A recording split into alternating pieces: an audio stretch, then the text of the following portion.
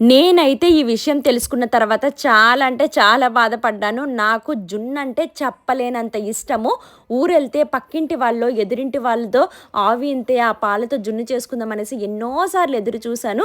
కానీ ఈ విషయం తెలుసుకోలేకపోయానండి. అమెజాన్‌లో చూశాను కామధేను జున్ను పౌడర్ అనేసి.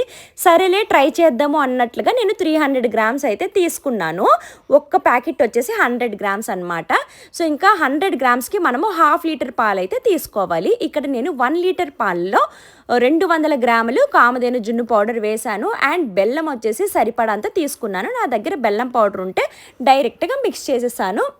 ఆ తర్వాత యాలకులు వేసుకున్నాను.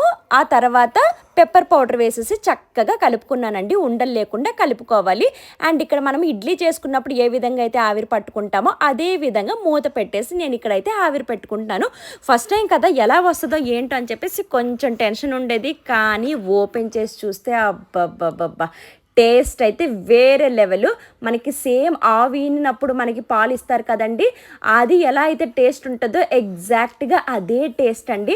సో, మనకి క్రేవింగ్స్ వస్తూ ఉంటాయి. కానీ ఆ టైంలో మనకి జున్ను పాలు దొరకకపోవచ్చు. ఇలా మీరు ట్రై చేయండి. ఖచ్చితంగా ఫుల్‌గా సాటిస్ఫై అవుతారనమాట. నాకైతే చాలా అంటే చాలా బాగా నచ్చింది. ఇంకా ఫైనల్‌గా మా ఇంట్లో వాళ్ళకి ఇచ్చేద్దాం అన్నట్లుగా మా హిన్ష్క ఎక్సైటింగ్‌గా వెళ్తూ ఉందనమాట. సో, వాళ్ళకి కూడా చాలా అంటే చాలా బాగా నచ్చిందనమాట. మా హస్బెండ్ అయితే 3 కప్పులు తిన్నారండి. మీరు నమ్ముతారో లేదో.